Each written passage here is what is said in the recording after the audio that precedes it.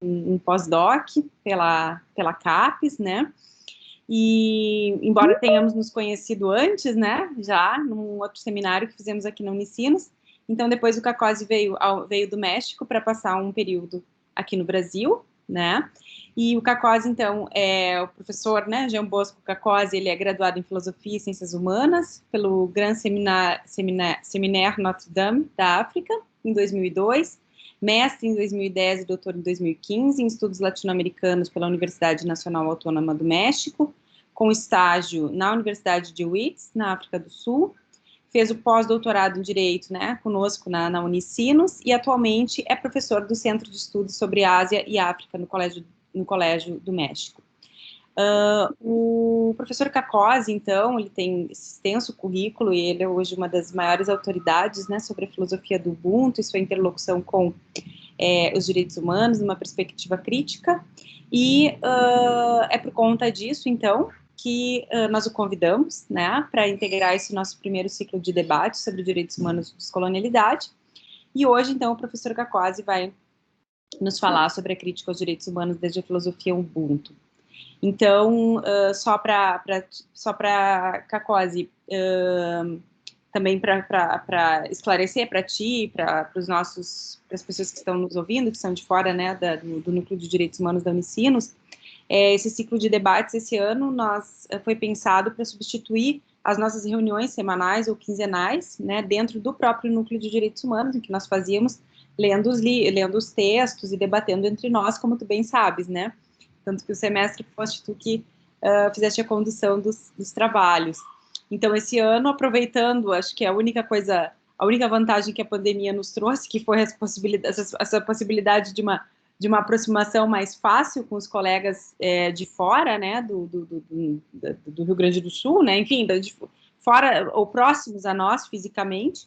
Então, nós aproveitamos esse momento, essa vantagem, né, das conferências online, das videoconferências, enfim, para fazermos, então, esses debates abertos, né, e também contando com colegas de fora, que foram nossos interlocutores, que nós lemos, né, então, por conta desse novo formato que a gente deu às nossas reuniões, que esses encontros estão acontecendo. Dessa forma, online, com convidados de fora e também aberto à comunidade acadêmica interessada, né, nesses debates. Então, assim, sem tomar mais tempo de vocês, né, eu então te passo a palavra para, então, você fazer sua apresentação, em torno de 30, 40 minutos, 40 minutos, mais ou menos, e depois nós abrimos, então, para questões, e a nossa ideia é aí fazermos esse debate em torno de 1h30, tá? Tá. Então, posso começar? Sim, só te agradecendo mais uma vez por estar aqui conosco, uma grande honra te receber, mesmo que virtualmente. Muito obrigado, Fernanda. Olha, bom, também é uma grande, imensa honra para mim voltar para casa, né, entre aspas, né? Porque Fernanda é, tipo, o cúmplice, né, de todo esse sistema do desenvolvimento dessa parte da pesquisa, né, sobre o Ubuntu, e depois está no Brasil, está agora falando português. Tudo eu, Fernando, né? Sim, porque tudo começou com o Unicinos, depois a Unila. Bom, não deu certo na Unila, voltei para o México. Então, muito obrigado, eu estou muito feliz de ver também os colegas, né, e companheiros, quando eu estava lá no meu estágio de pós-doutorado, e agora estão aqui com a gente para compartilhar esses temas. E o que queria dizer, sempre digo isso, né? Peço desculpa pelo meu português, o português não está, agora com o espanhol, tudo está assim, misturado. Então, quando não ouvirem alguma palavra seguro, estou fazendo um tipo de link, um tipo de mistura de todos, português e espanhol. Talvez o Swahili, também não sei, ou as línguas de lá, o francês.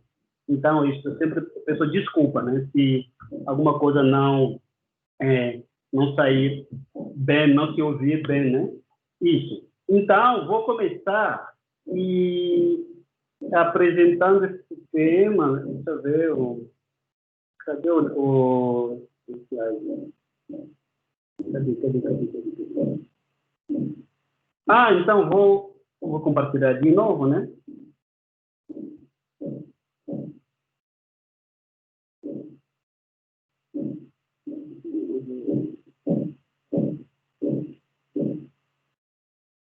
Vocês estão vendo o slide? Você deixou de compartilhar.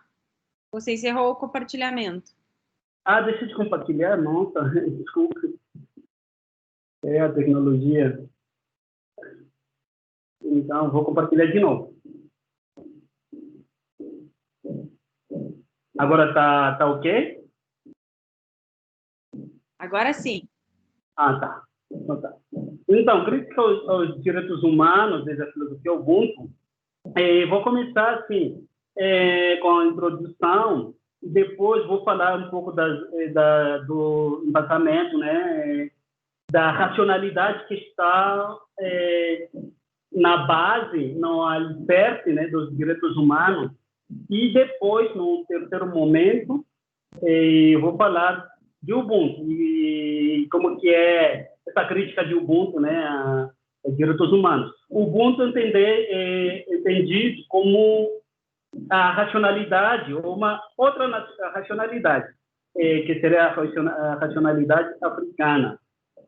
Bom, a introdução, assim, os direitos humanos, eles foram adotados desde uma racionalidade moderna, capitalista burguesa.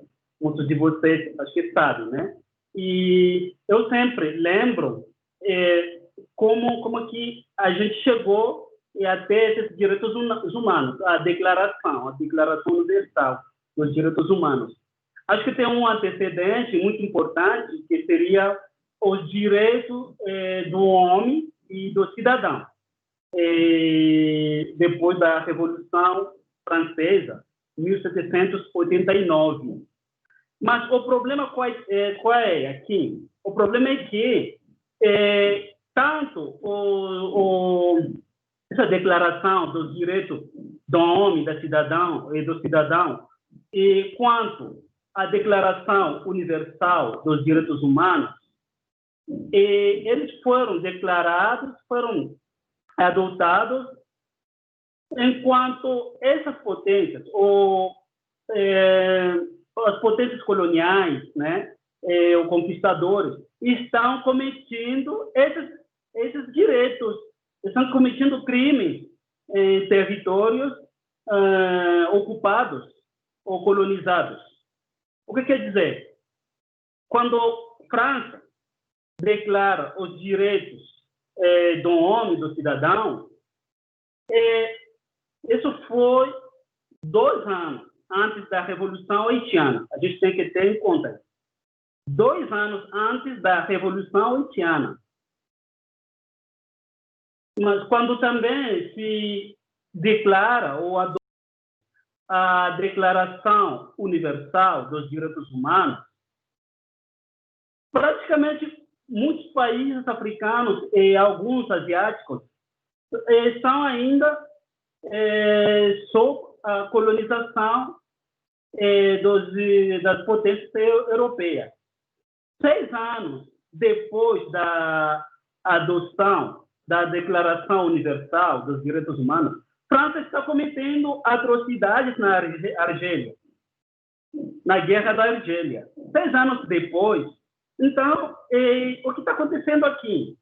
Tem uma coisa, um DNA que é dos direitos humanos, dessa declaração, que é essa hipocrisia, essa dupla moral. Porque, ao mesmo tempo, estão adotando esses direitos, estão também cometendo crimes, estão cometendo crimes contra esses direitos humanos em outros lugares. Esse é o problema, né? Então, aqui eu coloquei o problema também do ser humano. Quando a gente fala dos direitos humanos, de que ser humano está se entendendo? Quem é o ser humano que está ali? Qual é a antropologia filosófica que baseia, né, essa concepção do ser humano que está nos direitos humanos? E outro problema, como introdutório, o problema da dignidade humana nos direitos humanos. E eu acho que esse problema da dignidade tem a ver com a realidade, né, que já eu falei, que está adotando esses direitos, enquanto isso, estão cometendo também crimes contra esses direitos. Então, tem um duplo discurso. Daí que alguns humanos seriam considerados mais humanos, ou como humanos como tal, e com toda a dignidade, e outros não. Esse é um problema. Daí a seletividade na aplicação desses direitos humanos. E agora a crítica do Ubuntu. A crítica de Ubuntu que a gente vai ver mais adiante tem a ver com uma visão includente da humanidade que contrasta com uma visão excludente dos direitos humanos. É uma interdependência vital, uma centralidade da vida e uma comunidade cósmica interdependente.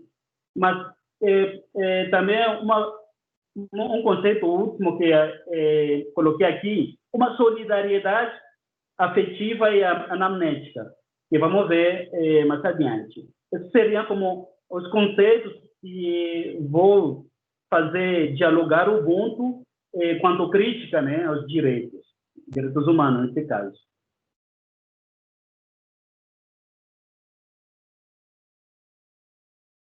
Agora, crítica da ideia do ser humano e a dignidade humana nos direitos. Vamos começar. Essas críticas, eu foquei essa crítica, sobretudo no primeiro artigo da Declaração dos Direitos Humanos. Bom, a gente tem que saber que desde o primeiro artigo até o sétimo artigo, são direitos fundamentais, né? E outros são já direitos civis, sociais, políticos e tal. Mas focando o primeiro artigo, a gente já poderia fazer crítica, né? Algumas críticas. E porque o primeiro artigo, tanto da Declaração do Direito do Homem e do Cidadão, quanto da Declaração Universal dos Direitos Humanos, esse artigo, os dois artigos, ambos artigos são como artigos basilares, né, dos direitos. Então, na Declaração de 1789, se fala que os homens nascem e permanecem livres e iguais em direitos. As distinções sociais não podem ser embasadas senão na utilidade comum. Na Declaração de 1948, o artigo fala assim: a Declaração dos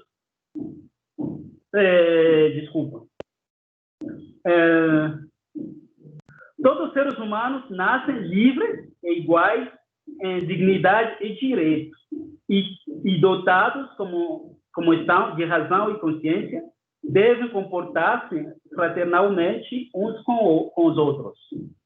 Aqui na Declaração Universal foi adicionado, né, a dignidade, porque na Declaração do Homem, dos Direitos do Homem e do Cidadão, não tinha essa parte, a dignidade. E aqui coloquei a pergunta: quem é o homem? Outra coisa que estava pensando eu, assim, por que os países colonizados, que depois das independências, sobretudo pensando na África, né? Porque quando foi adotada essa Declaração Universal, muitos países africanos ainda eram colônia, eram países colonizados. Mas depois das independências dos países africanos, muitos países assinaram essa declaração como membro, né, da ONU. Mas por que eles assinaram essa declaração? Que foi uma declaração que foi elaborada desde uma racionalidade não africana, uma racionalidade ocidental, capitalista, burguesa. E eu acho, e tem críticos que falam que a palavra importante ou a ideia, o conceito importante que fez com que muitos africanos, tanto africanos como asiáticos, adotassem a Declaração Universal foi a ideia da dignidade, a dignidade humana. Porque quanto aos direitos, os direitos são onticos, são históricos, contextualizados, culturais, depende, né? Por exemplo, quem tem direito de colocar véu ou não. Os muçulmanos, eles têm esse direito, mas para os católicos, não, isso não faz sentido, né? Então, mas a dignidade, quanto à dignidade, não tem discussão. E acho que foi uma ideia básica e importante e que fez com que muitos países adotassem também essa declaração. E, enfim. Bom, então, quem é o homem que fala aqui as declarações? E também aqui eu queria chamar a atenção e fez grifos, né? Livra-se iguais em direitos. Livra-se iguais em dignidade de direitos, né? Deixa eu ver aqui. Então, para aprofundar um pouco sobre quem, e aí seria ideias desde a antropologia filosófica. E então esse homem que se fala nas declarações tem críticas, né? O mesmo Marx já falou que esse homem é o burguês, né? Mas assim, pensando nos grandes pensadores, filósofos do iluminismo, do iluminismo que criou, que basou a racionalidade ocidental, capitalista, burguesa, esse homem seria o homem sujeito de direitos, que esse homem seria também um homem universal, racional. Então, e assim, falando, aqui estou falando do que Kant falou, né? Esse homem seria universal. Bom, também Hegel. E esse homem universal, ele é homem moral, porque é homem também racional. E porque a moral é racional, porque o direito tem a ver também com a moral e as leis. Esse homem age, deve agir desde o imperativo categórico, que seria agir segundo a máxima que possa simultaneamente tornar-se em si mesma numa lei universal. Esse homem histórico, porque a história é racional, Hegel. Então, o homem irracional seria o homem ahistórico. Esse homem sujeito de direito é o burguês individualista capitalista, Marx. Então, esse homem é o branco burguês. E esse branco burguês, segundo o Kant e também o Linnéu, o sueco Linnéu, é governado pelas leis. Os outros, a alteridade, né? Não são governados pelas leis, são governados pelos costumes, opiniões, arbitrariedades. Esses são os ameríndios, costumes, os asiáticos, opiniões, e os africanos, arbitrariedades. Esse é o Kant. Então, ter razão significa ser homem e ser sujeito, então, de direitos.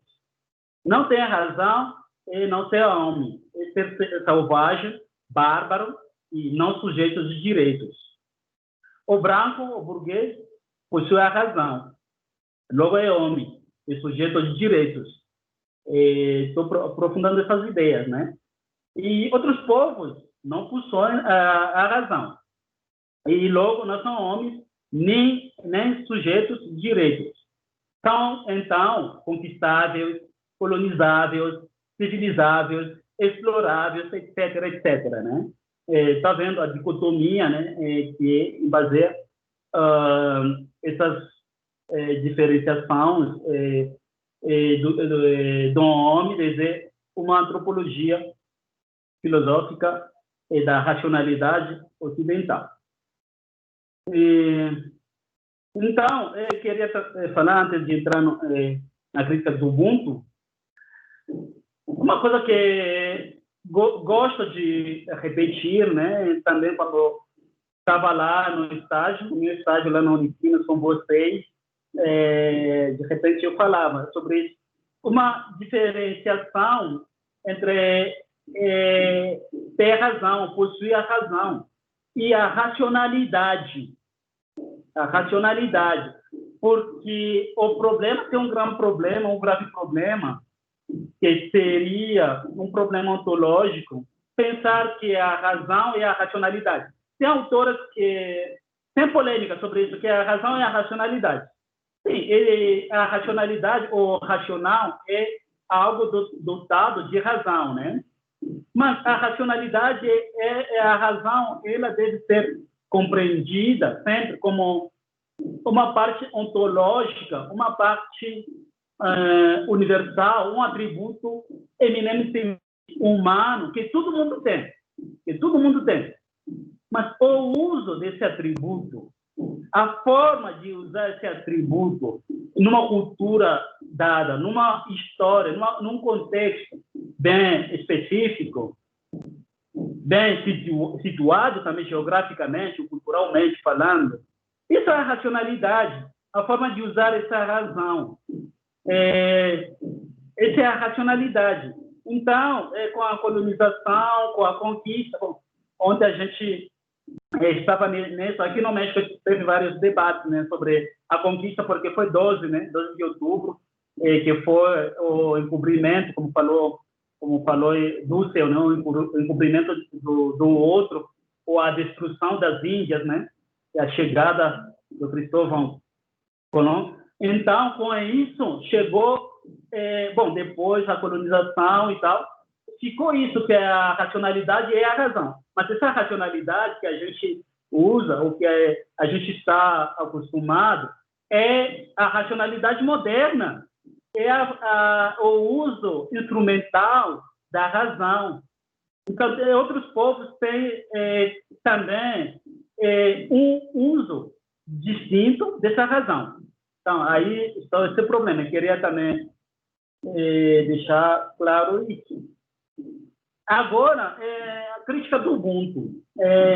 Em que consistiria a crítica do Ubuntu? Primeiro, ter alguma desvinculação entre direito e dignidade. Porque, assim, o direito, muitas vezes, carrega na parte individual e direitos individuais, né? Mas a dignidade, ela não só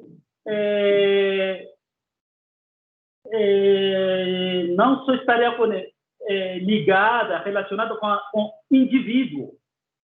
A dignidade é ontológica.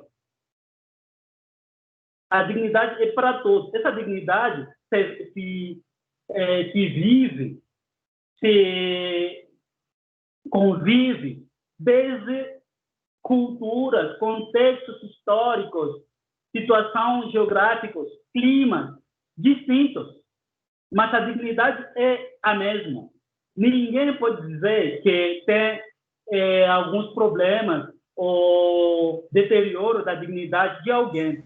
A dignidade é a mesma que seja uma pessoa branca indígena, africana, negra, cigana, a dignidade é a mesma, mas os direitos se variam. Os direitos variam. A dignidade é a mesma. Não tem uma dignidade superior e outra inferior. A dignidade é a mesma, é ontológica, é a base de todo. O ser humano, uma das coisas que os seres humanos, todos os seres humanos poderiam ou podem estar, podem concordar, é a dignidade humana. Quanto aos direitos, pode ter várias discussões, né? Quais são os direitos, por que esses direitos, por que aquele outro não, e tal. Mas para a dignidade não vai ter discussão.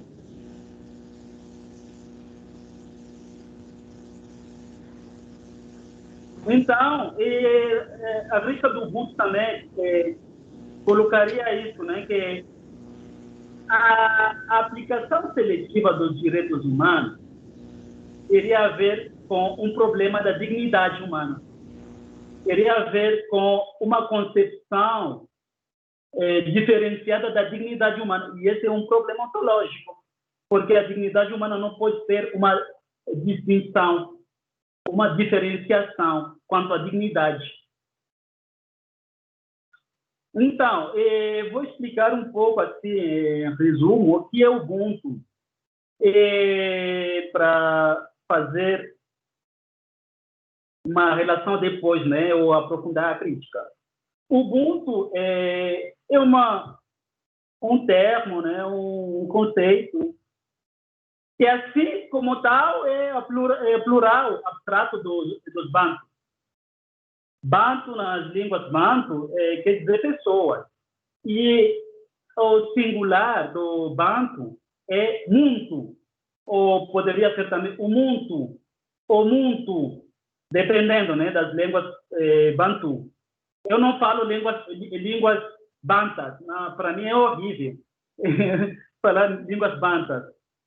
Prefiro assim, línguas bantu, e conservando o bantu, porque também é já plural, o ba é plural. Então, o bantu é plural, concreto, né? São pessoas. Mas quando a gente abstrair o bantu, vamos ter ubuntu. Por quê? Porque o prefixo o ubu, nas línguas bantu, significa se usa esse prefixo ubu ou u para abstrair as coisas. Por exemplo, quando a gente fala em Swahili, a gente fala moja. Mas quando a gente quer falar assim, quiser falar unidade, que vem de unidade, a gente fala umoja. Umoja seria unidade. Moja, Umoja, unidade. Uhuru, liberdade. Muitas palavras abstratas nas línguas bantu têm ou às vezes bo, ubu, etc., dependendo das línguas. Bom, Ubuntu também quer dizer humanidade e interdependência, mas também quer dizer humanidade como valor. Porque quando a gente pensar na abstração das pessoas ou dos humanos, e aí a gente vai chegar no Ubuntu, humanidade. Humanidade entendida como conjunto das pessoas, humanidade. Isso é Ubuntu. Humanidade, conjunto das pessoas. Mas também uma coisa que eu gosto muito nessa definição do Ubuntu é isso, essa aqui, né? A abstração da concretização dos fenômenos do Ubuntu. O que quer dizer?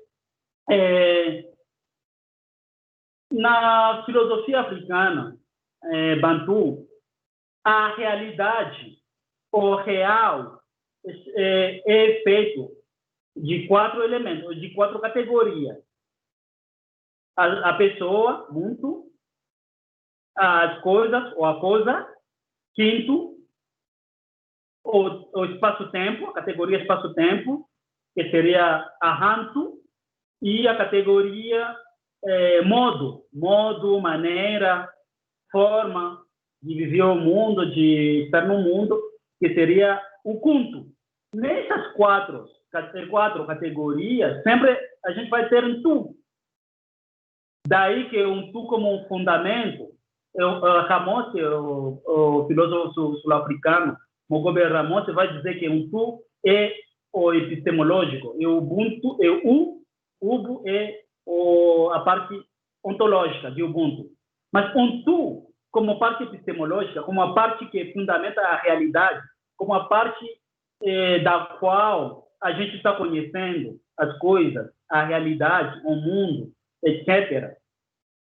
Então, esse tu fundamenta a realidade. Mas se a gente abstrair um tu, vamos ter também o Ubuntu.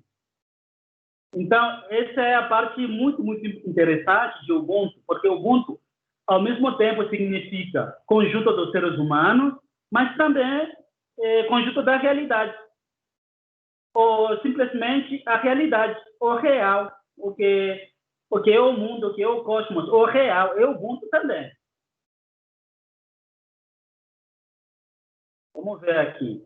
Então, outras definições assim, mais pragmáticas de Ubuntu, né? Isso, Desmond Tutu, eu sou porque pertenço, participo, e a gente é um feixe de vida. Nesse feixe de vida tem o sentido de solidariedade, o sentido de fortalecimento, porque um feixe é mais difícil ser quebrado, né? Do que uma coisa só. Mas se são várias coisas que fazem um feixe é mais difícil de quebrar. Daí a ideia de fortalecimento, de fortaleza, de solidariedade também. E, bom, dessa ideia, dessa definição, eu sou porque pertenço também, o Desmond Tutu desenvolveu muito e numa definição concisa que muitas pessoas usam, né, para o Ubuntu, eu sou porque somos. O Desmond Tutu vai dizer também que o Ubuntu o bem supremo para a gente, para os africanos, para os bancos, é a vida. E toda a vida sempre visa fortalecer tudo que a gente faz, o que a gente poder fazer numa comunidade, banco, deve visar fortalecer a vida própria da comunidade. E aí também tem essa ideia, eu coloquei aqui de cartas de Mandinga, mas também o Ramos fala de alguma forma sobre isso. Cada vida é uma vida e nenhum ser humano pode ser considerado como inútil numa comunidade. Aí trouxe também o conceito do Kama, que está muito relacionado com o Ubuntu, porque o Kama vem da língua Shona, que é Zimbábue, e vem do verbo Rama. Rama significa ordenhar uma vaca, uma cabra. E daí, Kama como irmão, irmã, mas um irmão ou irmã que compartilhou o mesmo leite materno comigo, com a gente. Daí a ideia do Kama é uma ideia da irmandade, mas uma irmandade afetiva, uma irmandade cálida, né? Porque tem a ver com o leite materno, que a gente bebeu, que tomou juntos.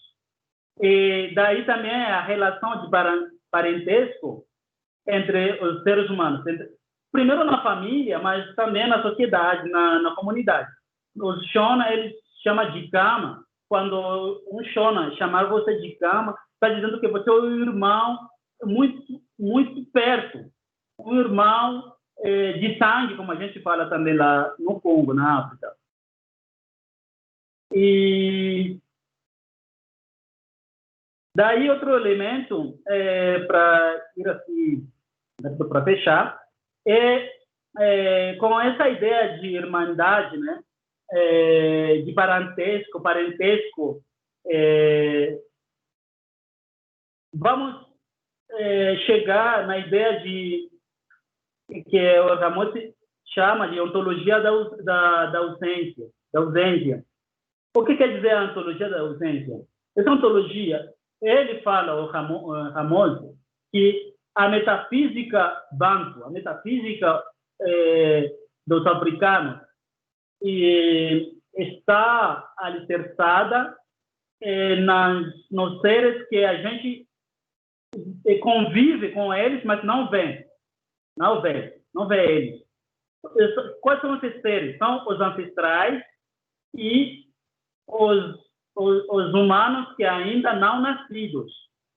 E aí tem essa solidariedade entre aqueles que já foram embora, já não estão aqui fisicamente, mas seguem estando aqui influenciando a gente, mas também aqueles que ainda não estão nascidos, ainda não nasceram, mas a gente pensa neles também. Daí essa solidariedade para deixar para eles também um mundo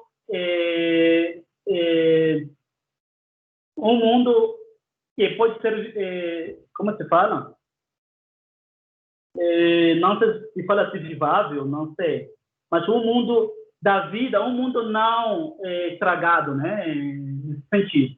Então, tem sempre essa correlação e interdependência, codependência entre aqueles que já foram embora, a gente que está ainda na vida e aqueles que ainda não chegaram, que estão por chegar, vão chegar nessa vida.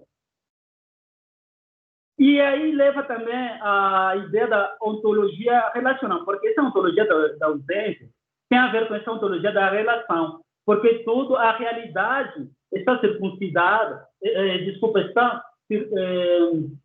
está circunscrita nas relações das pessoas entre elas, mas também com outras entidades vivas e não vivas, animadas e inanimadas.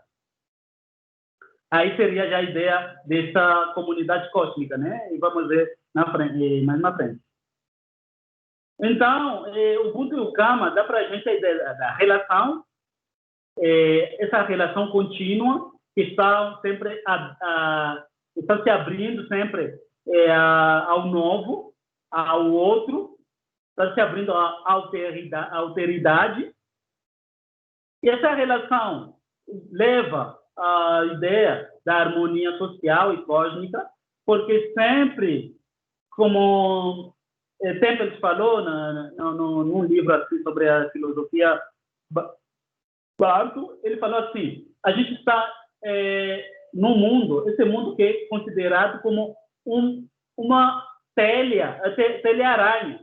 Quando você mover um fio nessa telha, tudo a malha se move, né? Se afeta. É isso, a harmonia.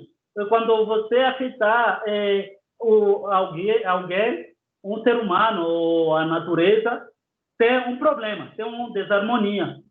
E esse é um problema. Para os Bantu, os problemas na sociedade, inclusive as doenças, sempre eram interpretadas como falta ou problema de harmonia, ou desarmonia.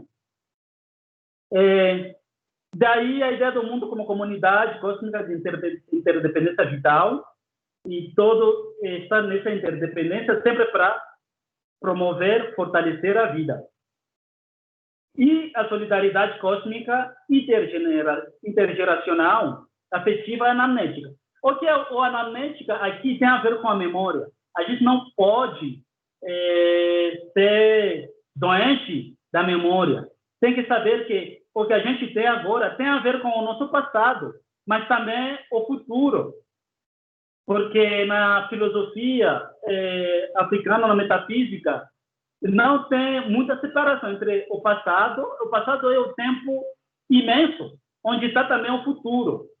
E não tem essa separação, distinção. a gente é presente, mas é passado, sobretudo, né? Então,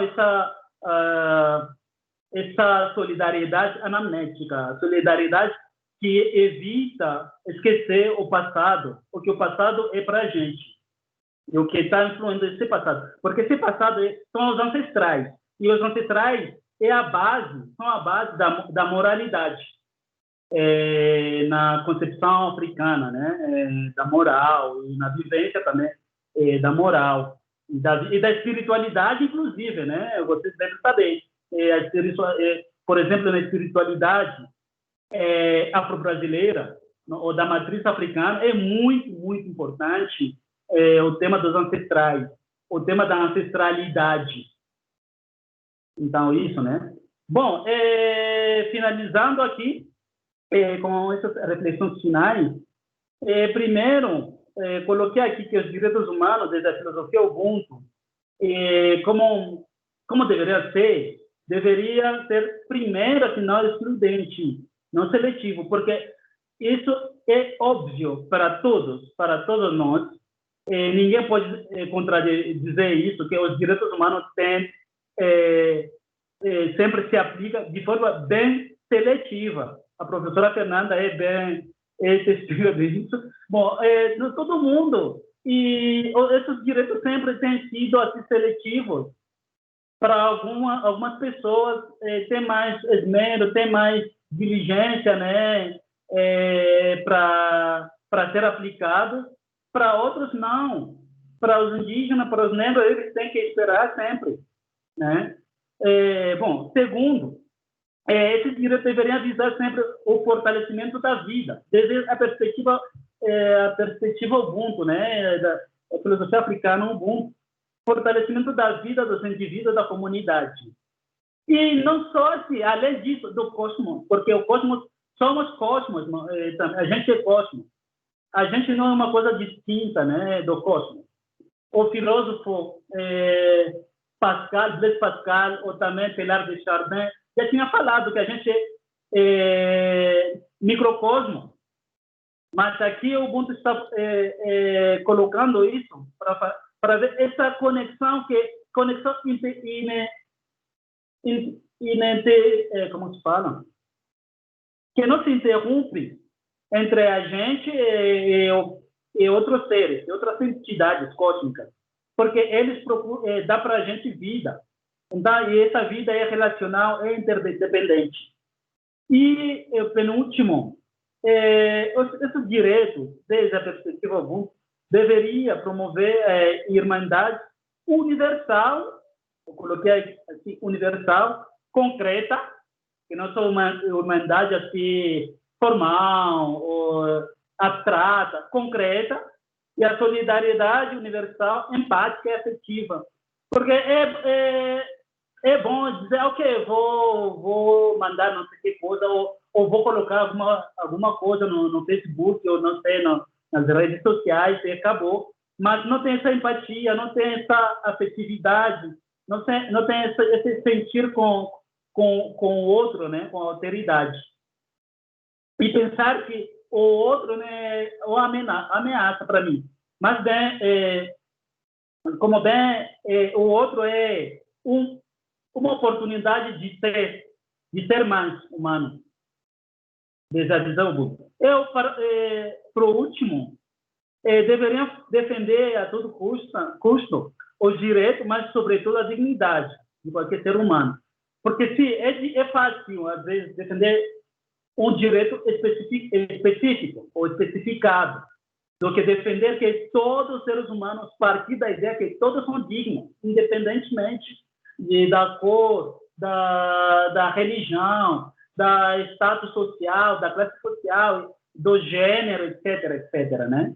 E, bom, eu vou deixar aqui, isso, para ver se tiver alguma coisa para comentar mais, ou comentário, perguntas, debate, polêmicas. Muito obrigado pela atenção. Muito obrigada, professor Cacozzi, pela brilhante exposição, por ter trazido ao debate, né, da crítica aos direitos humanos, a filosofia Ubuntu, que é dentro né, do que preconiza o Boaventura de Souza Santos, pode ser aqui considerada uma epistemologia do Sul, né, e dentro dos estudos descoloniais como um pensamento de fronteira, como pensar direitos humanos a partir do Ubuntu, uma espécie de desobediência epistêmica, né, que pode provocar um giro descolonial na leitura dos direitos humanos. É sempre muito enriquecedor nós colocarmos em prática, né, o giro descolonial nos direitos humanos. E eu acho que pensar direitos humanos, reler a declaração, né, de 48, reler toda a dogmática dos direitos humanos a partir do olhar do Ubuntu, nos permite ressignificar, né, os direitos humanos para além da sua contribuição, né, a partir do pensamento liberal, mas que, como você e eu, assim, muitos outros vêm falando, não é a única contribuição, né. Então, antes de passar a palavra para os nossos participantes aqui, eu gostaria, antes disso, de saudar, então, a presença aqui de 3 professores que são muito próximos e muito queridos aqui para nós, o professor Alejandro Rosilho, o professor Antônio Carlos Volkmer e o professor Gerson Neves Pinto. Agradecer a presença de vocês e, claro, a presença de todos, mas destacar, né, a presença dos queridos colegas aqui. E então eu abro agora, né, para perguntas, e eu vi aqui que já temos, né, quase uma pergunta do Gabriel, que é meu orientando de doutorado. Você não o conheceu porque ele entrou agora, né, mas certamente terá a oportunidade de conhecê-lo também. Então ele pergunta: agradeço pela oportunidade, a palestra foi incrível, eu gostaria de saber se o senhor considera a filosofia Ubuntu como um cosmopolitismo de origem no subalterno, proveniente do sul global. É possível fazer uma aproximação no sentido transversal do diálogo com a proposta de Kant, né, seria do cosmopolitismo kantiano?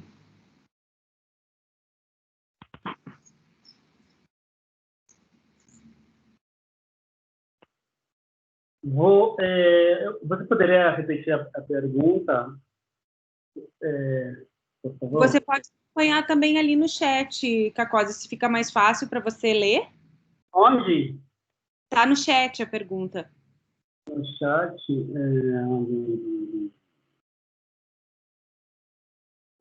Tá. Aqui. Gabriel. Tá. Boa tarde.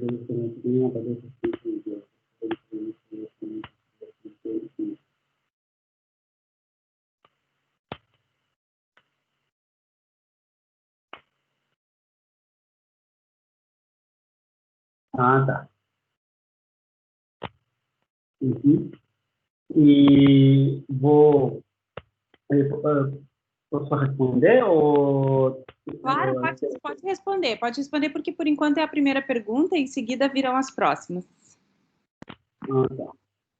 Olha, bom, agradeço, né, a pergunta e também saudações para os professores que estão aqui. O professor Volkmer, já eu tive oportunidade, né, de estar no evento, nos eventos que ele organizava lá na Universidade de La Salle, acho que Caxias, né? Não, Caxias, não, Canoas. Canoas, não Caxias, não Caxias, Canoas, sim. Canoas. Em Canoas. Saudações. E o professor Alejandro, já li alguma coisa dele, inclusive a gente leia, né, quando eu estava lá com vocês no ensino, mas ainda não tive a oportunidade de conhecê-lo, né, em pessoa, né, fisicamente. Mas ele vai ser uma oportunidade para vocês se conhecerem. Acho que ele está aqui no México, não é? Sim, tá no México. O professor Alejandro São Luís Potosí ou uma coisa assim, né? Sim, São Luís de Potosí. Tá. Ele está escrevendo. Então, a gente é vizinho aqui, do México, São Luís Potosí. E sobre a pergunta...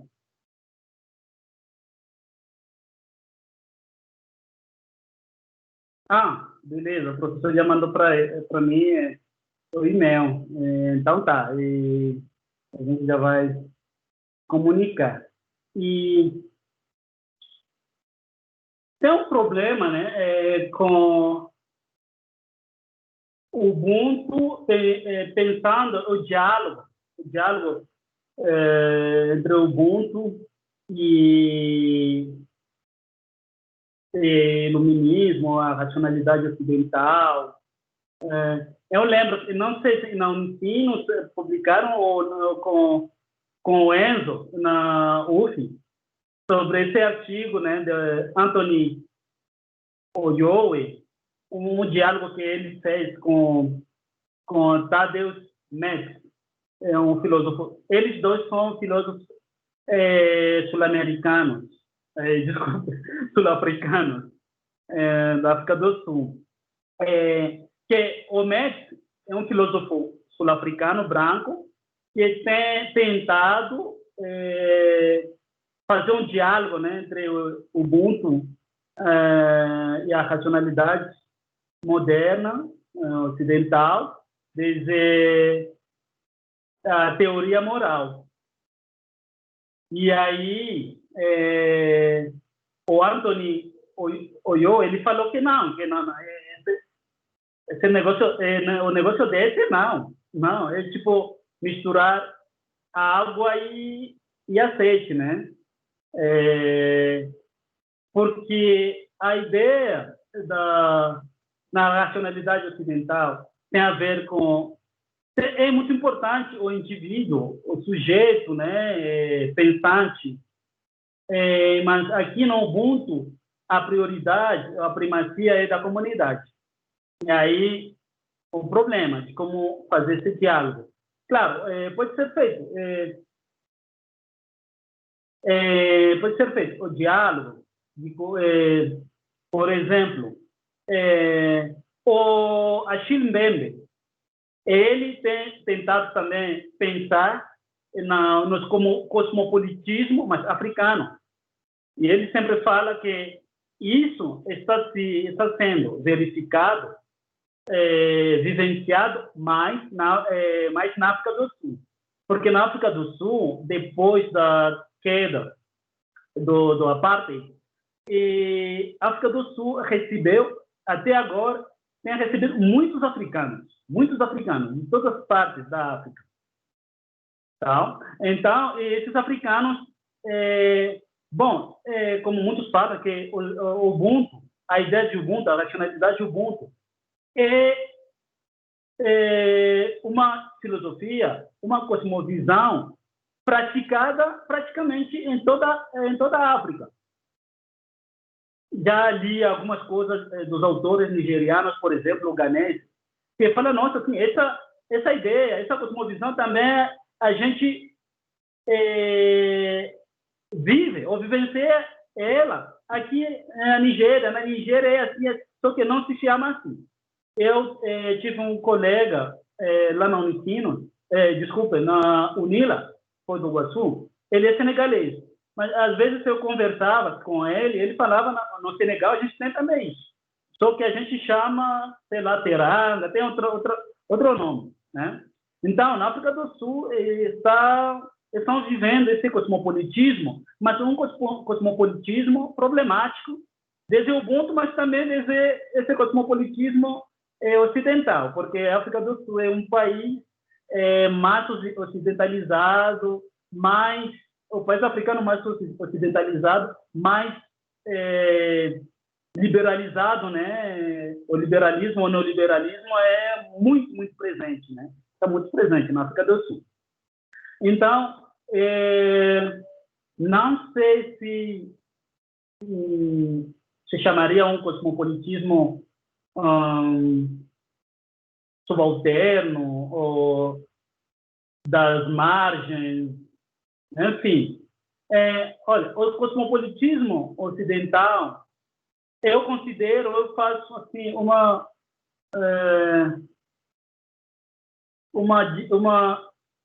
relação tal com o multiculturalismo. o multiculturalismo é como outro tipo de cosmopolitismo. Pensar, ok, se todos somos cidadãos, né, cidadãos do mundo e tal, mas a gente não se cruza, a gente não convive, né, cada um por seu lado, no seu canto, né? A crítica intercultural ou da interculturalidade crítica da Catherine Walsh é isso, que esse multiculturalismo é tipo um espelho, que não, tudo bem aqui, é tipo democracia racial, viu? Tudo bem, não tem problema aqui, todos são cidadãos, né? Mas, no real, não é assim. Não é assim, no real. No real, se sabe quem é o sujeito de direito, né? No real, é o individualismo que prevalece, que tem primacia nesse cosmopolitismo. Então, um cosmopolitismo africano, ubuntuísta, verdadeiramente ubuntuísta, não deve ter, ou não deve colocar a primacia no individualismo. Todos são cidadãos, né? Sim, mas a primacia é a comunidade. E a comunidade tem a lei, como o Tutu falou, a procurar a vida da comunidade é o bem supremo. A comunidade é o bem supremo. A vida comunitária, a vida da comunidade é bem supremo, porque dentro dela também o indivíduo se beneficia. Não é assim, não é uma separação, uma exclusão do indivíduo, porque sempre tem sempre isso, né? Inclusive na África do Sul. Então, cadê o indivíduo? Então, isso vai ser a arbitrariedade ou ditadura da maioria ou da comunidade. Não, porque sempre tem muita discussão, muita, nós chama, assim, tem que levar sempre ao consenso muitas decisões. Se tiver algum indivíduo que ainda não concordar com o que está, com as decisões da comunidade, ele tem que ser ouvido e para fazer com que ele chegue também ao consenso, que tenha um consenso de todos e ver os pontos, né? Então, eu poderia falar, a aproximação ou diálogo pode ser feito, mas desde essas duas, quer dizer, as bases dos ambos cosmopolitismo, né? Porque a base do cosmopolitismo ocidental não é a comunidade, é o indivíduo, é o cidadão, né? Enfim, é isso, né? Que posso dizer. Certo, obrigada, Cacozzi. Temos mais alguma pergunta, professor Cacozzi? Acho que por enquanto não temos aqui. Acho que ninguém levantou a mão. Então, Cacozzi, na verdade, eu fiz um comentário sobre a tua fala, eu queria te ouvir, na verdade, sobre isso. Você acha que a partir da filosofia Ubuntu, nós podemos fazer uma releitura dos direitos humanos, propor, eu acho que a tua conclusão foi nesse sentido, né? Lendo os direitos humanos a partir da filosofia Ubuntu, de que forma a gente pode ressignificá-los, assim?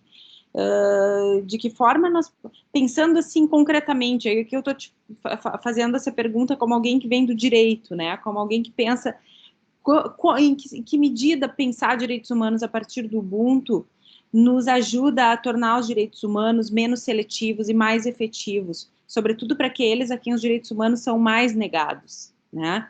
Então, as pessoas negras, indígenas, mulheres, pessoas com deficiência, etc., aqueles a quem essa lógica seletiva de violação atinge mais, porque não se vê, né, nesses sujeitos a sua plena humanidade, né, aquilo que tu bem colocas no artigo que a gente leu para esse seminário. Então, como que ler os direitos humanos, ressignificar os direitos humanos a partir do Ubuntu pode nos ajudar a de fato tornar esses direitos mais efetivos?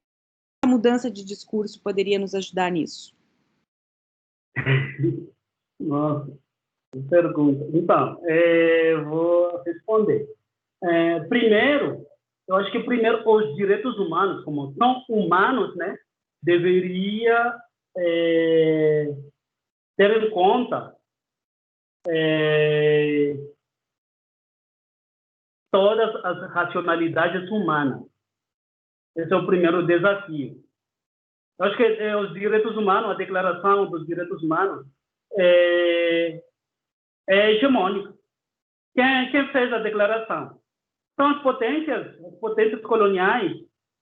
Os outros foram, como que se fala? No espanhol se fala agregado, também em português, entende? Foram se agregando, foram se adicionando, assinando, mas a cabeça, o cérebro da declaração foram as potências coloniais, a hegemonia ocidental. Vocês imaginam, não falei assim, de outros casos, quando aprovaram a declaração nos Estados Unidos, o que estava acontecendo? A segregação brutal dos negros arrasava as cidades, alguns bairros negros. O que estava acontecendo no Brasil? O que estava acontecendo na África do Sul? O apartheid assim, foram os momentos álgidos do apartheid na África do Sul, nos anos 60, 70. O que estava acontecendo no Vietnã? Em várias partes do mundo, o que estava acontecendo, né? Então, esses direitos humanos, essa declaração da hegemonia ocidental. Não está levando a conta outras formas, outra racionalidade de viver os direitos, de pensar a dignidade, de vivenciar a dignidade. Eu acho que aí é onde tem um grave problema. Porque para fazer com que esses direitos sejam efetivos, que os direitos humanos não sejam seletivos, tem que mudar todo o aparato jurídico, o aparato político que tem o mandato de efetivizar esses direitos. Então, esse é um problema, porque aquele que tem esse mandato de efetivizar o direito, como alguns falam, né, que, por exemplo, a polícia, os militares, eles acham que fazem parte da gente. Eu lembro, no primeiro Fórum Mundial do Pensamento Crítico na Argentina, Buenos Aires, isso foi o que o vice-presidente, né, esse vice-presidente da Bolívia, Álvaro Linera, falou que um dos problemas da esquerda, ou dessa onda, né, da esquerda na América Latina, foi não conseguir fazer com que os militares também pensassem como cidadãos, como povo, porque os militares, coisa assim, têm outra mentalidade que muito distinta da maioria do povo. Eles atuam ou agem segundo as ordens que recebem dos que mandam, ou da elite, né? Então, o problema, eu acho, Fernanda, é como fazer com que aqueles que têm mandato de efetivizar os direitos tenham a ideia de que todos os seres humanos têm a mesma dignidade. Que tem essa ideia de que cada vida é uma vida, capa de mandinga. Que tem essa ideia que nenhuma pessoa é inútil, pode ser considerado inútil. Nenhuma pessoa pode ser considerado inútil numa comunidade, num país. Como fazer com que isso mude? Que, como dizem os estadunidenses, que Black Lives Matter. Como fazer com que passe na cabeça dessas pessoas que incumprem, né, esses direitos, que afetam esses direitos, vão fazer com que elas pensem que um negro ou um indígena é um sujeito de direito como um branco, né?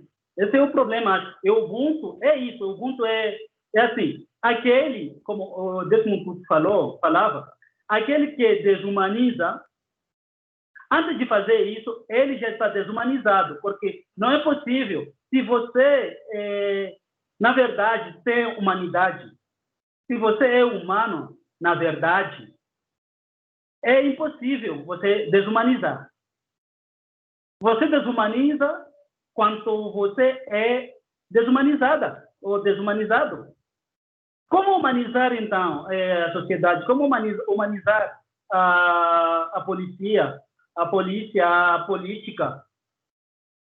Eu acho que aí tem essa pista, né, de resposta para fazer com que o Ubuntu ajude a fazer mais efetivos esses direitos.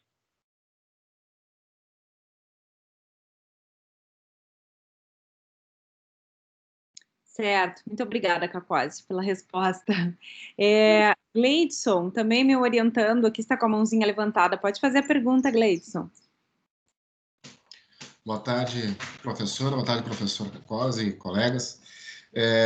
Professor, enfim, eu faço parte de alguns... Não estou ouvindo. Você está ouvindo? Está baixo? Está ouvindo agora? Eu estou ouvindo. Professor, está ouvindo? Acho que não está ouvindo. Cacosi. Eu vou escrever no chat ali. Cacosi, ele vai escrever. Agora ouvi. Tá ouvindo, Gleidson? Fala, Gleidson. Professor, está ouvindo agora? Estou ouvindo agora. Pois não, vou tentar ser breve, então. Eu discuto com vários grupos essas possibilidades de visão de mundo. Tá? A minha pergunta mais objetiva eu brinco, inclusive, porque o senhor não está me vendo, eu sou um homem negro Cortou outra vez. Puxa. Tá, eu vou sair e retorno, professor. Eu vou sair e retorno.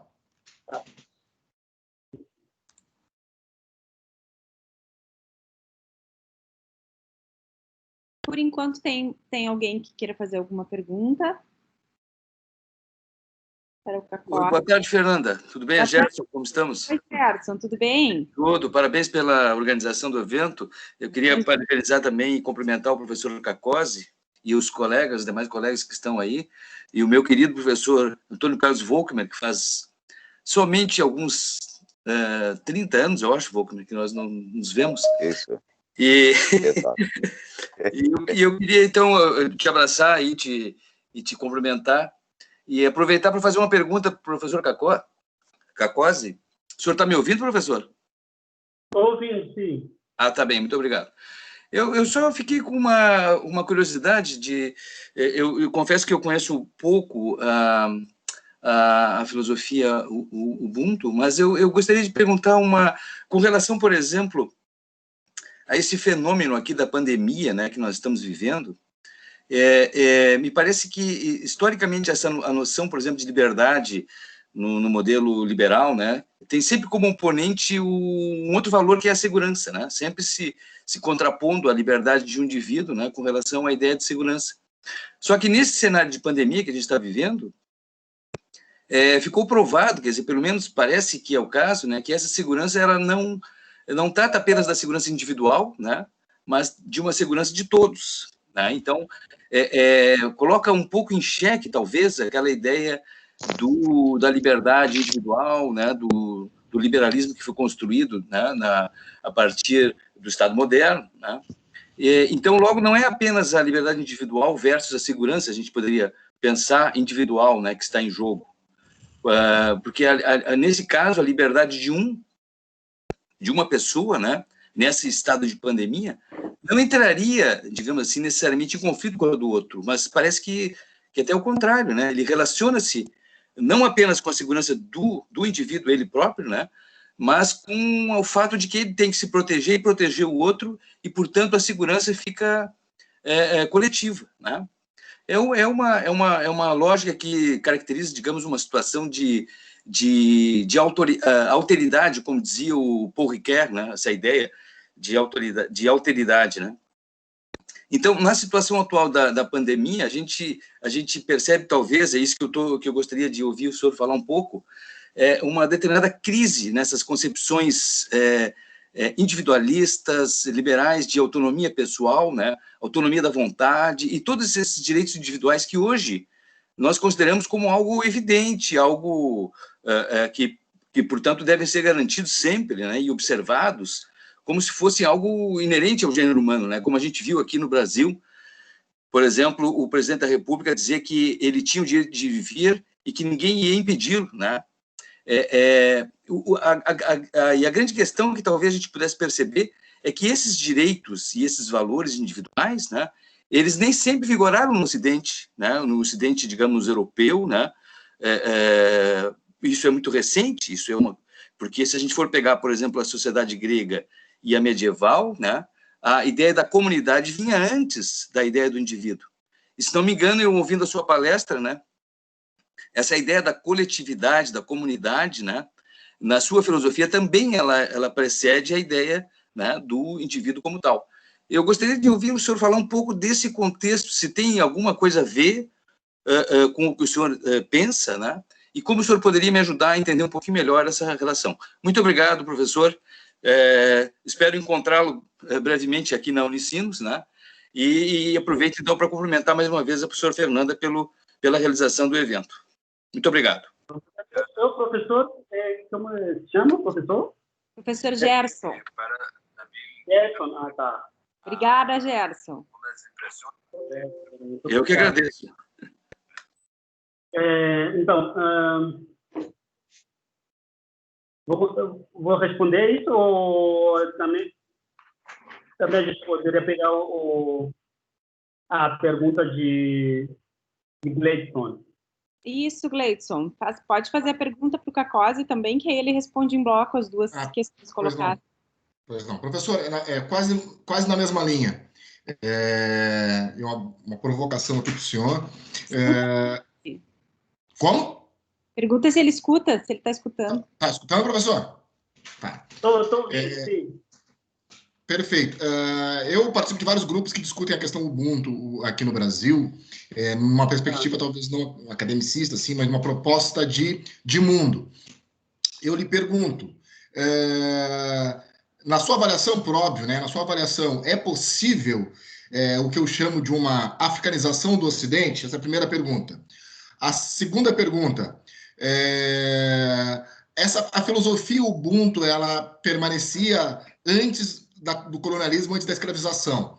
Lhe pergunto hoje, em África, ou nos países africanos, até que ponto as comunidades africanas, essas que são colonizadas, né, que, por exemplo, sabemos o papel nefasto que faz as igrejas neopentecostais, por exemplo, na África, no continente africano. Então, eu lhe pergunto, a filosofia Ubuntu é possível neste contexto capitalista ou é necessário uma transição, tipo, estou querendo utilizar essa filosofia Ubuntu tal qual o comunismo, para o senhor ter uma relação de intenção que eu quero falar. Não há possibilidade de ter um comunismo dentro do capitalismo, não há possibilidade de haver, no meu ponto de vista, uma real relação Ubuntu dentro de uma percepção capitalista. Não sei se eu fui mais nítido. Obrigado.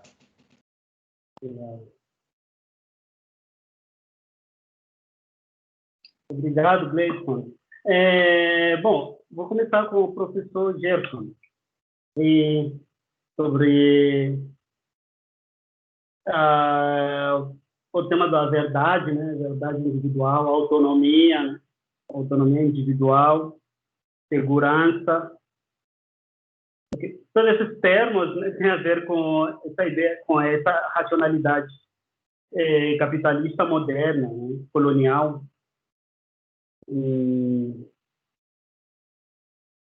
Porque a segurança tem a ver também com a propriedade, né? A segurança para o proprietário também. Aqueles que não são proprietários, quem sabe, né? Só Deus vai dar segurança para eles. Bom, estou levando isso nos extremos. Mas a ideia da segurança aí também, sua segurança em um país liberal, acho que tem a ver muito para os negócios.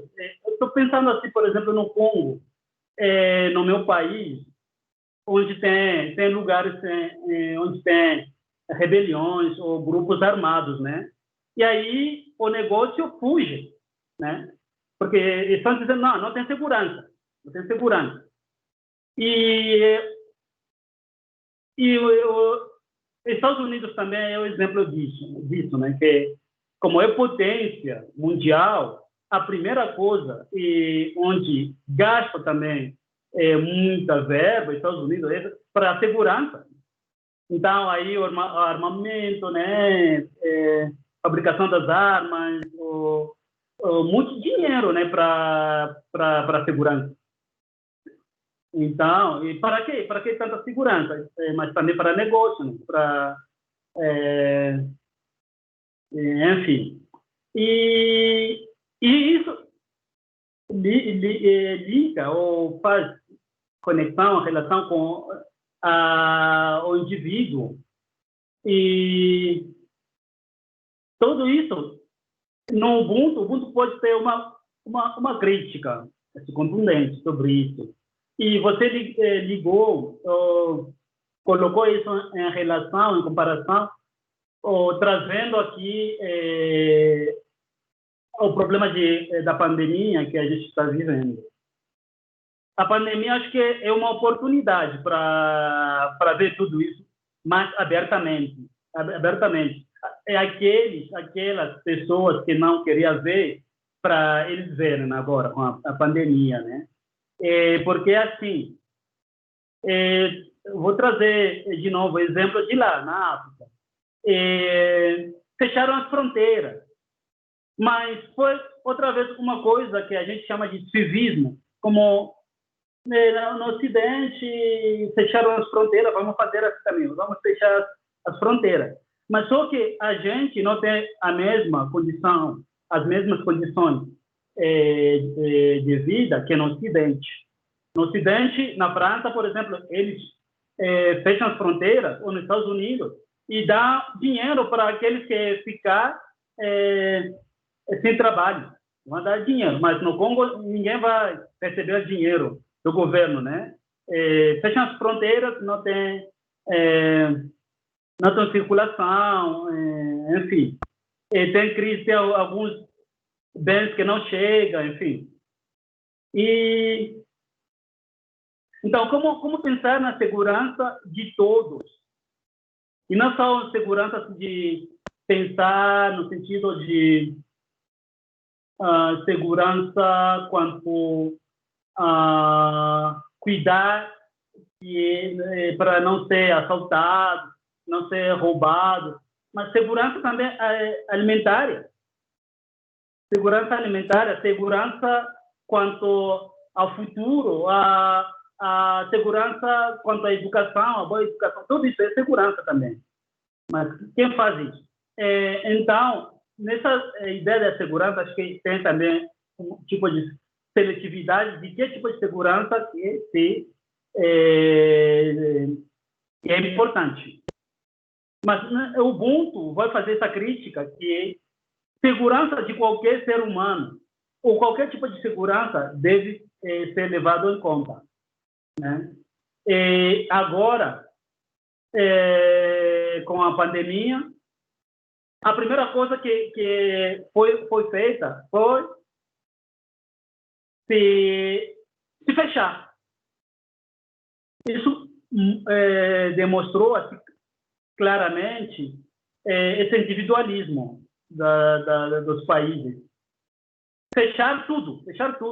E agora tem essa como se fala em português? Tipo, todo mundo está já preocupado para achar a vacina. Mas não a vacina para salvar vidas, não a vacina para fazer negócio. Aquele que for primeiro e encontrar a vacina vai ter um bom negócio, vai vender para todos os países e tal, né? Outra vez, esse individualismo que criticaria o Ubuntu, que deixaria fora muitas pessoas, deixaria desprotegidas muitas pessoas, né? Muitas pessoas que não têm dinheiro, ou que não têm acesso, ou que têm precariedade, vivem na precariedade, né? Nas condições sociais precárias. Então, para fechar isso, acho que o Ubuntu, como filosofia africana, essa cosmovisão da totalidade comunitária, da comunidade interdependente, o tema da verdade individual, a autonomia individual e essa segurança, praticamente segurança individual ou de algumas pessoas só, não funcionaria, não se levaria com o Ubuntu. A verdade é uma verdade, mas também da sociedade, uma verdade da comunidade, uma verdade consensuada, uma verdade pensada de forma também coletiva, né? E aí isso iria se da mão com o tema da segurança. Segurança é para tudo. E segurança em todos os sentidos. Alimentário, segurança social, segurança na educação, segurança de direitos. Quanto às perguntas do Gleidson, africanização do Ocidente. Olha, Gleidson, eu pensei assim, pronto, na hora pensei num livro de um cara que é índio, né, indiano, onde ele mostra a primeira, como que aconteceu a primeira globalização. E a primeira globalização foi feita pelos africanos. A gente não tem que esquecer. Agora, com a genética, isso está mais óbvio, né? Que qualquer ser humano no mundo vai ter algum gene que tem a ver com a África. Então, a africanização do mundo começou há milhares de anos, né? A africanização do mundo. Foi o africano que saiu da África para poblar, para colonizar, no sentido amplo, né? Para colonizar o mundo, né? Foi o africano que saiu, e não foi outro ser humano, foi o africano. Então, nesse sentido, de forma ampla, no lapso senso, a gente poderia falar da africanização do mundo. O mundo está africanizado há muito tempo, né? E agora, hoje, e como que seria a africanização? Eu acho que tem um processo da africanização que a gente não está enxergando bem, né? Porque eu estou vendo, por exemplo, é curioso, inclusive, compreender isso, tentar ver isso, né? Que pelos problemas que a África tem tido, né? Como se fala, os graves problemas, desde a escravidão, a colonização e agora o neocolonialismo, os africanos têm saído fora. Acho que os africanos são as pessoas que mais têm deixado o continente deles para ir para outros lugares. Antes da colonização, tinha escravidão, mas antes da escravidão ocidental, os africanos iam também para a Ásia. Tinha a escravidão dos árabes, que não se fala muito. E os árabes levaram muitos africanos para a Ásia, né? Desde o século 7, 8, 9, até o século 19. Os árabes levavam os africanos como escravizados no mundo árabe, né? E na Ásia.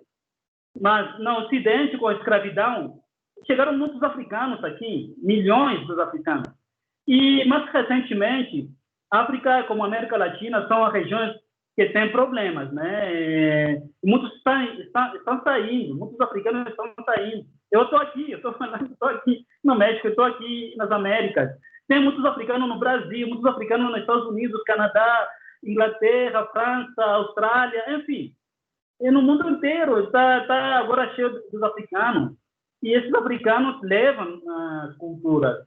Vão assim, meio nus, mas levam as culturas, como os africanos que chegaram nas Américas, né? Não chegaram com nada, chegaram nus, mas trouxeram coisas, trouxeram deuses, trouxeram cultura, trouxeram tradições, né? Gastronomia e tal. Então, eu acho que tem essa africanização do Ocidente, mas esse é o problema. Olha, por que agora tem grupos da extrema-direita que está saindo e está tendo muita força? Tem a ver com isso também, com a africanização, com a indianização, né? Com não a ocidentalização do Ocidente. Porque está chegando muitas pessoas que nos Estados Unidos, por exemplo, se chama da minoria, mas nessa minoria tem muitos africanos, ou muitos afro-latinos, né? Afro ou africanos, que estão mudando as culturas, estão mudando alguns modos.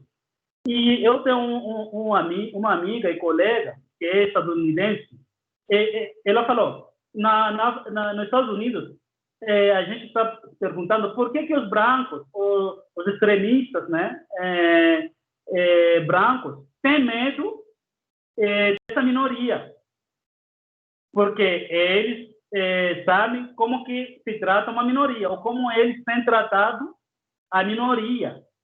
Então, eles estão tendo esse medo, que estão se tornando minoria.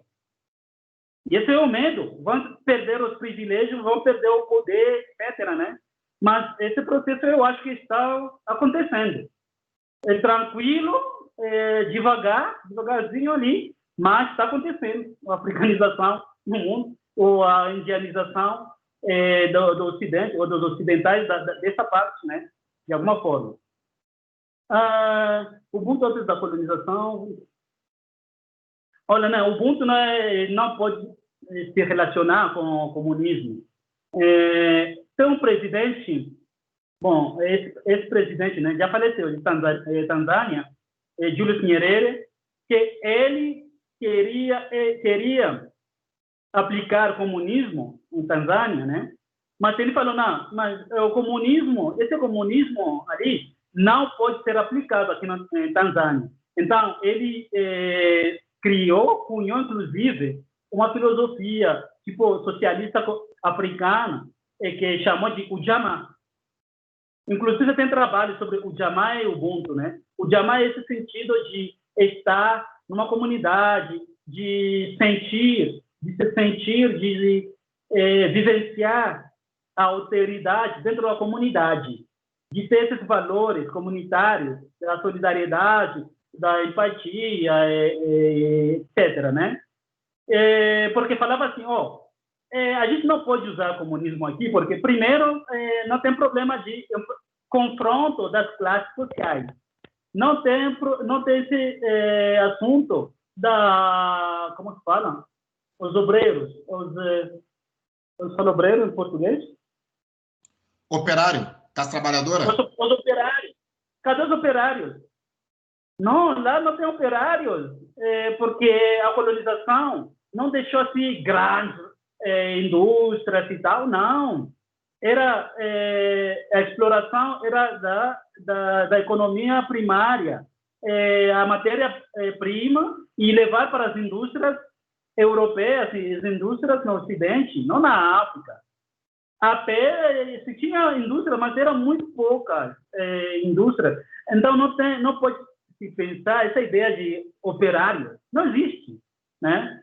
Ele falava, o Kwame Nkrumah também, falava assim, eu sou católico, Julius Nyerere era católico, ou cristão, falava, eu sou católico, mas sou também socialista, eu sou comunista.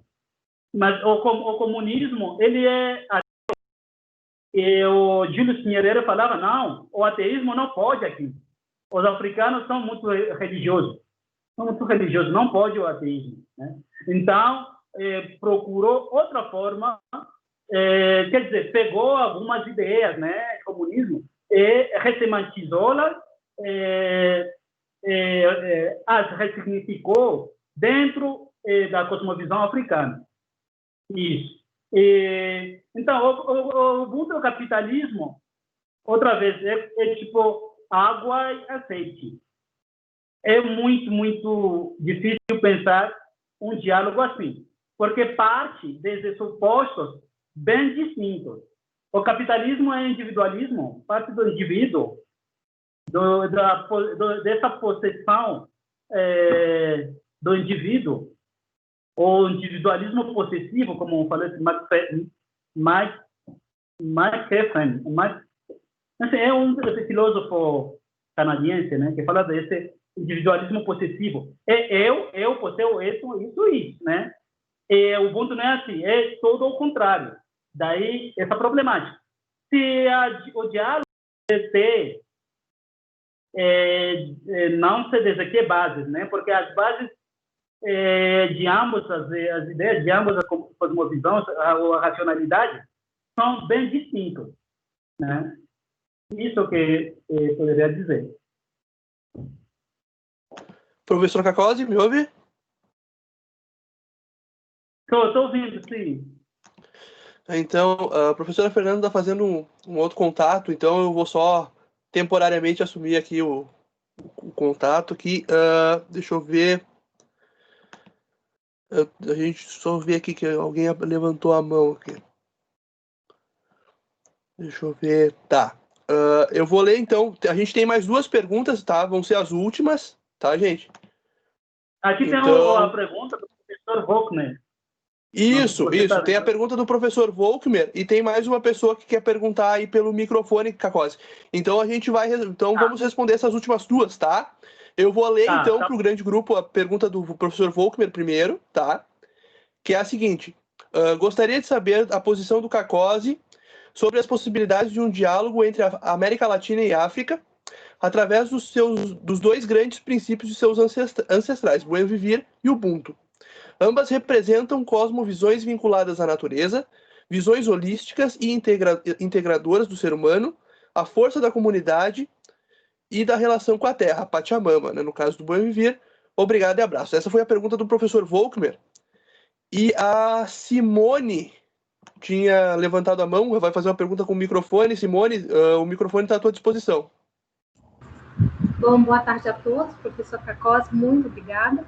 Eu não tinha lido o chat, minha pergunta é muito próxima ao que o professor Volkmer colocou, usando exatamente uma expressão que a Lélia Gonzalez traz, né, do americanizando o feminismo, e aí a questão seria exatamente essa, se o caminho não passaria por um diálogo entre a filosofia Ubuntu e a filosofia do bem viver, né, dos povos indígenas, dos povos originários.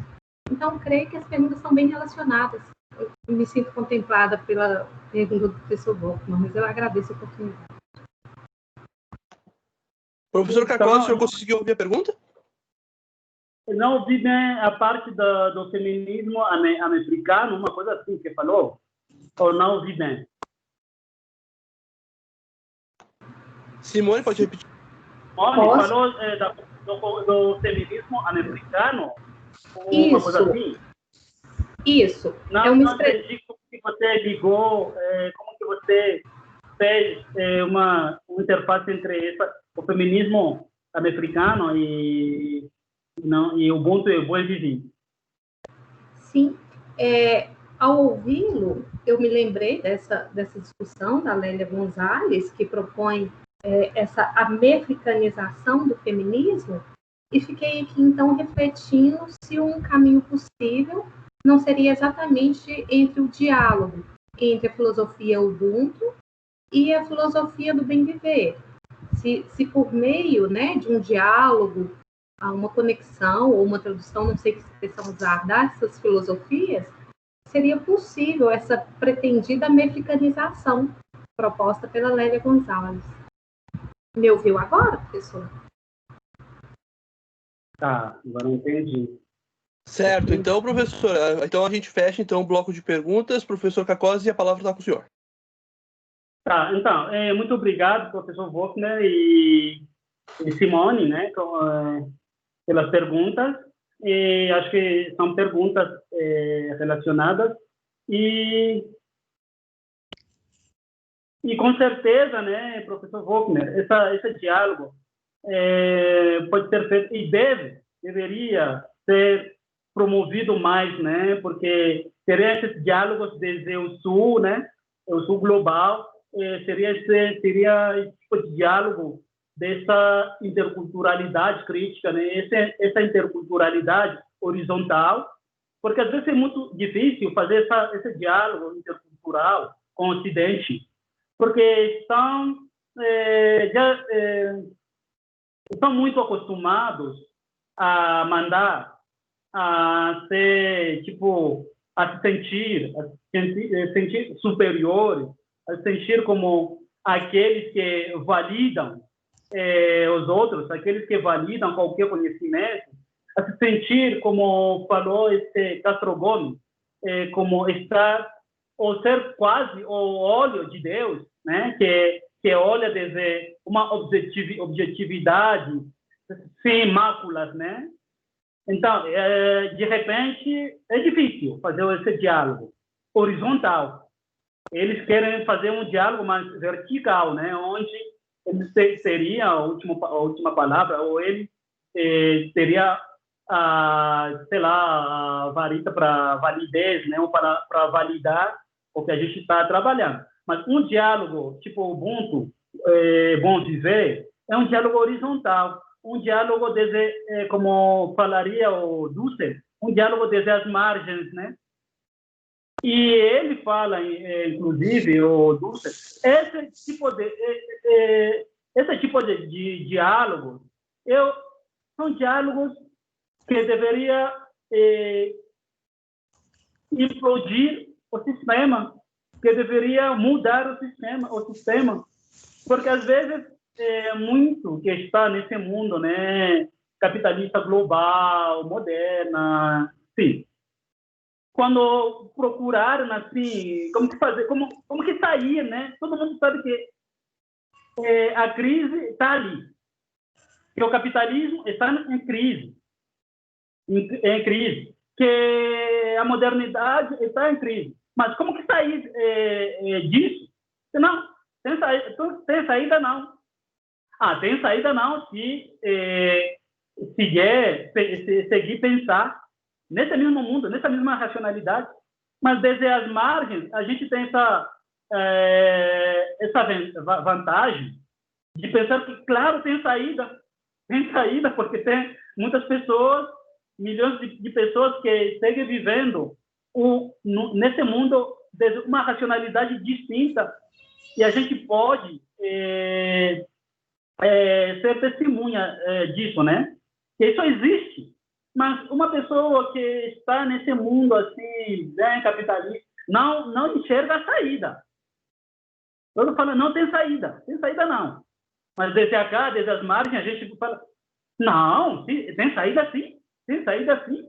Porque por que não, a gente não poderia experimentar, tentar levar isso, pensar, por exemplo, a ciência de forma distinta. Por exemplo, pensar a psicologia, pensar a economia desde outra racionalidade. Não pode por quê? Porque há pessoas que seguem praticando a economia desde uma racionalidade não moderna. Tem pessoa que segue produzindo coisas desde uma racionalidade não moderna, né? Então, tem saída, sim, e eu acho que esse diálogo horizontais entre América Latina e África, entre Ubuntu e Bom Viver e outras filosofias indígenas ou asiáticas, acho que hoje é mais que necessário. É muito necessário um diálogo assim, para pensar outro mundo, para pensar outra racionalidade, outra forma de estar no mundo, de viver no mundo, de se relacionar com a natureza que a gente está matando. E não está matando a natureza está se matando, está se autodestruindo, destruindo essa harmonia ecológica ou cósmica. Então, falando sobre a pergunta da Simone, a americanização é um conceito assim muito legal. Eu gosto. Para mim, tipo, isso me lembra o que estão fazendo, né, os afrocolombianos, tipo, ressemantizar ou ressignificar o Ubuntu desde as experiências ou nas experiências, nas vivências das comunidades afrocolombianas, porque são outras vivências um pouco distintas das comunidades indígenas, mas tem mais, acho que tem mais interface de fazer diálogo, tem mais aproximações, né? Então, num lugar como o Brasil, como Cuba, um lugar onde o componente africano é muito forte. Então, aí não é a Europa que está predominando, é a África. É a minha África, né? Como diria Célia Gonzalez, né? Aí pensar a americanização do feminismo pensar, ressignificar as vivências africanas, as vivências da África aqui, ou as vivências dos afrodescendentes aqui nas Américas, né? Então, eu acho que isso tem a ver. Esse diálogo das vivências dos africanos ou dos afrodescendentes, da diáspora africana nas Américas, pode levar a questionar, a repensar, inclusive, os direitos humanos, né? A americanização ou a americanidade poderia fazer uma boa crítica de como repensar, de como reformular também os direitos humanos, em relação também com as mulheres, como seres humanos, como seres dignos, né? As mulheres negras, as mulheres indígenas, as mulheres pobres, né? Como seres humanos, seres dignos também. E eu acho que tem a ver, né? Tem a ver. Deveria, ou seja, para mim a africanidade seria como esse fato de ampliar o diálogo, né? O diálogo horizontal, o diálogo das vivências e das racionalidades que estão ou que têm sido marginalizadas. Isso. Certo. Então, dado já o adiantado da hora, eu vou agradecer então a todos e todas que participaram, né, especialmente os professores, professor Volkmer, professor Rosílio. Agradecer também imensamente ao professor Jean Bosco Carcosi pela presença, pelo excelente painel, né? Foi uma satisfação enorme rever o amigo. Espero que em breve a gente se reveja pessoalmente, seja na Unicino, seja aí na Cidade do México. Pode deixar. Né? Certamente vai ser. Venha aqui no México, não fique lá na República do Rio Grande do Sul. Estamos esperando seu convite, Carcosi. Estamos esperando. Então tá, tem convite. O convite já está lançado. É só chegar. Viu? Ótimo. Alex, obrigada por ter assumido para mim temporariamente. Eu tive um probleminha aqui. E aí pedir para o Alex ir conduzindo os trabalhos, né? Mas é isso, então, Cacozzi, muito obrigada pela tua presença aqui conosco, acho que a discussão foi excelente, nós estamos precisando, né, de caminhos para repensar direitos humanos, né?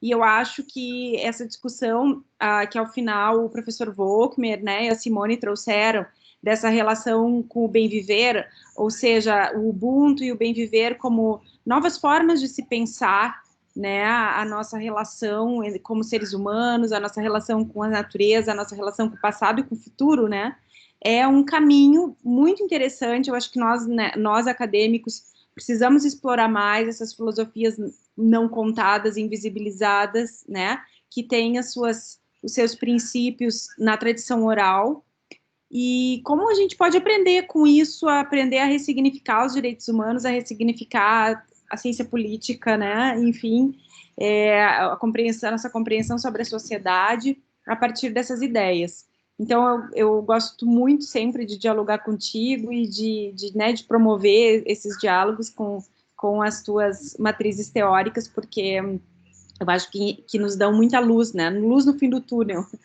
luzes teóricas para a gente repensar conceitos muito problemáticos que acabam sendo os poucos conceitos que a gente tem ainda para navegar nesse mar tumultuoso, né? Então, eu acho que isso oxigena muito e nos faz ir adiante. Muito obrigado. Olha, eu esqueci de mandar também saudações, né? Abraço para o professor Vicente.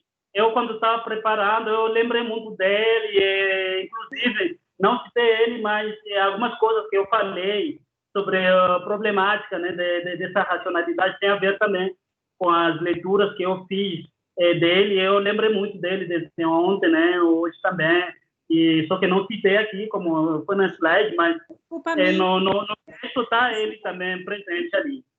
Isso, assim como o professor Volkmer, que eu acabei mandando o convite em cima da hora, ele pôde participar, para o professor Vicente, eu mandei em cima da hora, ele me manda o link, e disse que ia entrar, mas de repente ele deve ter tido algum problema, mas ele quis participar também, e a culpa foi minha, que eu avisei eles muito em cima da hora. Mas ele queria muito entrar, certamente. Eu vou passar para ele depois o link aqui, porque nós gravamos, né, para ele te ouvir, tá bem? E eu passo para ele, sim, as tuas lembranças. Da família, Lara, Fernandinho e a Fernando, o Mário. Estão ótimos, obrigada. Um abraço, lembrança. Então, tá bom. Um abraço a todos. Um abraço, Fernanda, Cacozzi, Gerson, Rocílio, Alex e todos os demais. Foi um gosto, eu ia dizer em espanhol, um gusto. Foi um prazer muito grande ouvi-los, né? E o Cacozzi, como sempre, trazendo tantos saberes e tantas perspectivas que se abrem. Vamos continuar esse diálogo, ou na Unicinos, ou no México, ou na Unilassalle, em algum lugar vamos continuar. Um grande abraço. Vamos sim, professor. Obrigado, professor. Muito obrigada. Então, e o Rosílio também se juntar a nós com as suas perspectivas que são muito próximas às nossas, né? Ótimo, então. Muito obrigada a todos e um bom dia, uma boa semana. Até mais. Até mais.